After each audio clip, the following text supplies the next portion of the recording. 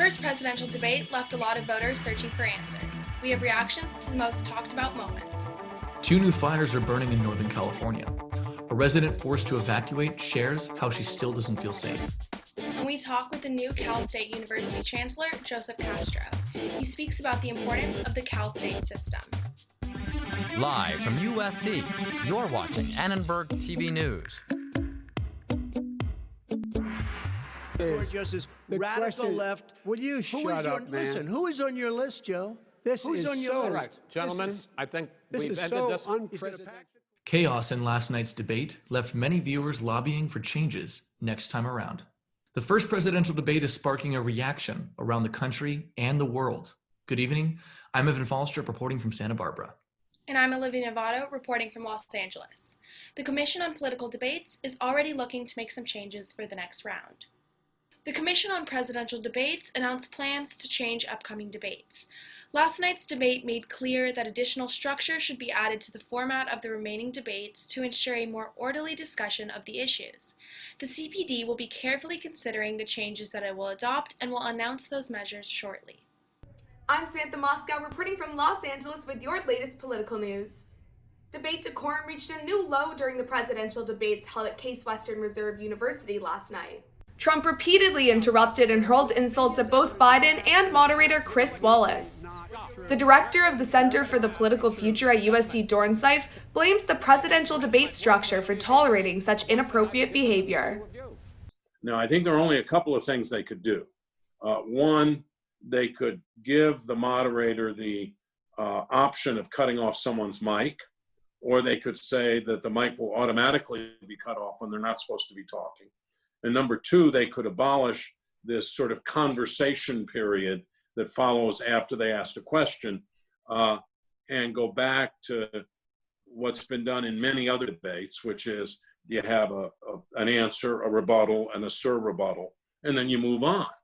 The experience of the debate last night, especially if we have anything similar going forward, could probably push the commission towards saying we're not going to have these open conversation periods in future presidential contests.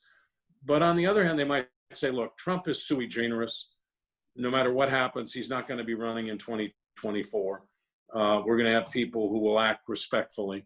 So we don't have to make big changes. But they're going to make the changes for this year. The next presidential debate between Trump and Biden will follow a town hall format and take place in Miami on October 15th. Debate moderator Chris Wallace asked the president if he would condemn white supremacists, and he did not. He claimed that extremists on the left are more dangerous to the country than those on the right. The former vice president and Trump were both asked today by reporters to clarify their views on white supremacy. When asked would he condemn white supremacy, he said he didn't say a word. And then when I said, well, how about the Proud Boys, which is a white supremacist group, he said, well, I just told them to stand down and stand ready. Stand down and stand ready based on the outcome of the election? I don't know who the Proud Boys are. I mean, you'll have to give me a definition because I really don't know who they are. I can only say they have to stand down, let law enforcement do their work. When Trump told the far-right group Proud Boys to, quote, stand back and stand by, unquote, he sparked a social media backlash. Twitter users condemned the president's refusal to condemn white supremacy. They say his words are a rallying cry for Trump's recent statement yesterday at the presidential debate is something that really emboldened them, that thrilled them, and that I think is going to add some legitimacy to the group. They immediately began celebrating his comments that the Proud Boys stand by. They were promoting it on their social media. They were turning it into a meme. They have taken the words stand by and put them on t-shirts that they're now selling at their store. And that is the main way that the group funds itself. And so I think what we're going to see is that Trump's words have really mobilized the group and that we're going to see them come out into the ground and do on-the-ground organizing to a larger degree than we've seen in recent weeks.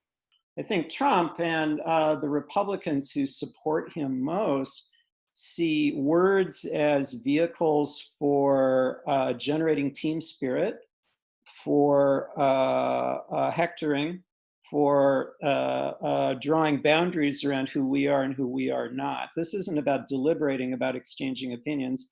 This is about cheerleading and trolling. An unofficial Twitter poll by an NBC News correspondent got over 2,000 responses.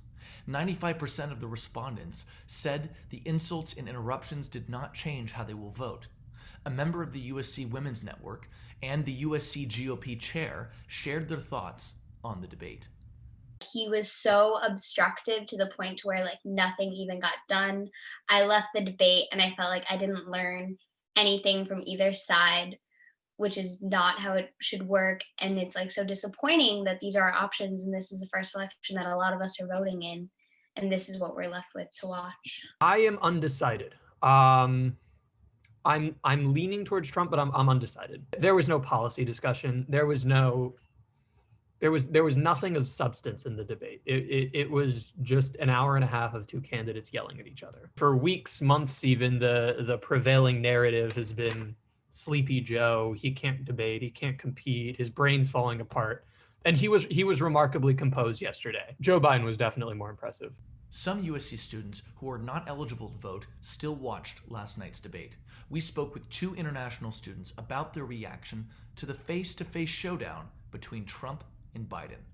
Regardless of Joe Biden being or not his opponent, knowing that Joe Biden had a son who struggled with drug addiction, I think it was the perfect time for a president to offer unity and support towards the other and not hate. Our biggest exposure to America is from the movies and TV shows and how great America is. And when you came here, actually the political divide is really huge. Honestly, as an international student, I don't feel safe being here. In California, the extremely hot and dry weather is fueling more wildfires. 2 out-of-control fires are burning in Shasta and Napa counties. 4 people have been killed. Earlier this week, the famed Meadowood Resort was just one of the many buildings to be engulfed by the fires in Napa County. So far, almost 100,000 acres have burned and dozens of homes are destroyed. The fires have incinerated landmarks and wineries. Thousands of people have had to evacuate. Iren Hodez grabbed her animals and photographs and ran. I don't sleep when we have red flag warnings. I try, I get like 2 to 4 hours and I wake up all the time to check the maps. I question why I'm here sometimes. Like I think about leaving all the time because the only way to sort of get by here is just resigning yourself to the fact that fire season gets longer and longer and you just have to deal with it. Wildfires are often a natural occurrence, but President Donald Trump continues to say that poor forest management is responsible for California's destructive wildfires. Over 50% of California's forests is federally owned land, which requires federal management. A CAL FIRE spokesperson says a growing population is creeping into fire-prone areas. With so many people living in California, we can't just let the fires burn. We have to put them out. So if we have to put these fires out, we need to find another way to manage our forests and our lands and take care of them so we don't have these huge fires burn and destroy forests, destroy the land, and burn people's homes. Experts say climate change is another reason for the increase in intensity of wildfires.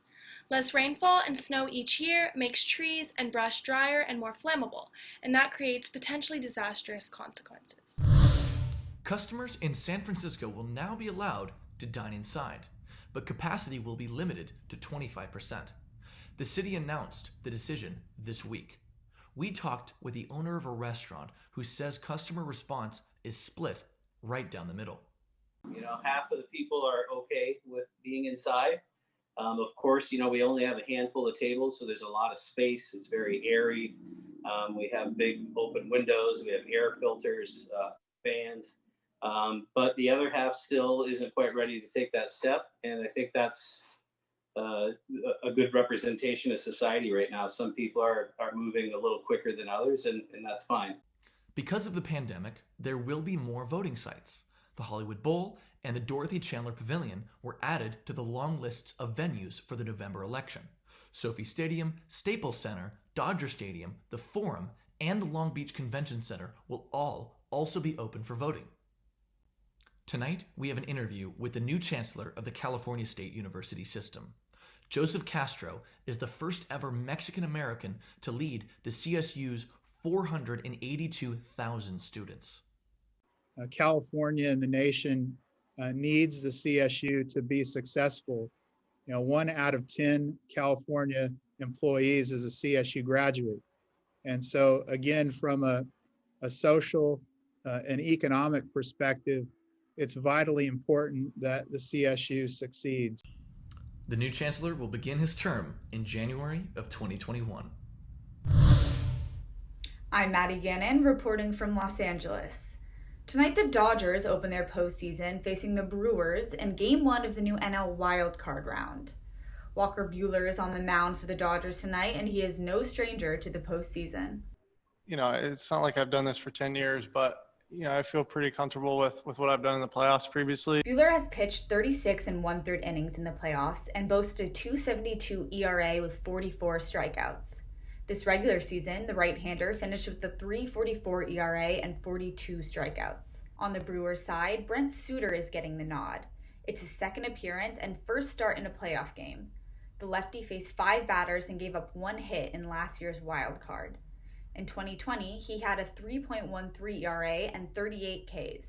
There will be no fans in the stands for the first 2 rounds, but the Dodgers manager Dave Roberts said his team is still relaxed and prepared for the task ahead. When you walk into the clubhouse, there's a heightened energy, a little bit more of a focus and readiness.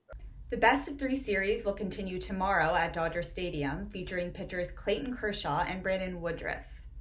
Now let's send it over to Nevaeh for another LA team that is starting their championship run tonight. Thanks, Maddie. I'm Nevaeh Spivey reporting from Los Angeles. The Lakers are headed back to the NBA Finals for the first time in 10 years. Their opponent, the Miami Heat. The 2 teams only faced off twice this season before the bubble, and LA took the victory in both. They both have a 12-3 record in the playoffs this season, but the Lakers are averaging more points, rebounds, and assists. LeBron James faces his former team in the Miami Heat and gave praise to his old coach, Eric Spoelstra. He prepares his team every single night. If you just watch the Miami Heat, no matter who's out on the floor, they're going to play Heat culture. They're going to play hard. They're going to play together. That's what he's always been about.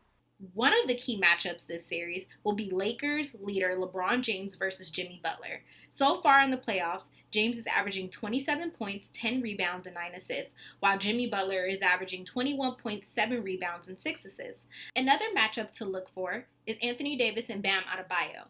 AD is coming out of a hot series against Denver where he averaged 31 points and hit a game-winning buzzer beater in Game 2. Adebayo was one of the league's best rebounders and is coming off of an epic 32-point, 14-rebound game versus the Celtics. The Lakers and Heat begin the series today at Walt Disney World. That's all for sports. Now let's send it back to news. Social media sensation David Dobrik is giving away more Teslas, but this time he's also trying to encourage his followers to vote. Dobrik is from Slovakia and unable to vote himself. He's partnering with Headcount, a nonprofit organization that promotes voter registration through music. To be eligible for the giveaway, participants must sign up for Headcount text alerts. However, they do not need to be registered to vote. I've been seeing a lot of people posting on Instagram. People are talking about it. It's definitely getting an effective amount of stuff done. Yeah, I can't really see how just signing up for text alerts, is an effective way to register to vote, but whatever works. Yeah. Anyways, that wraps it up for us this Wednesday. Thanks for tuning in. From all of us at Annenberg TV News, have a good night.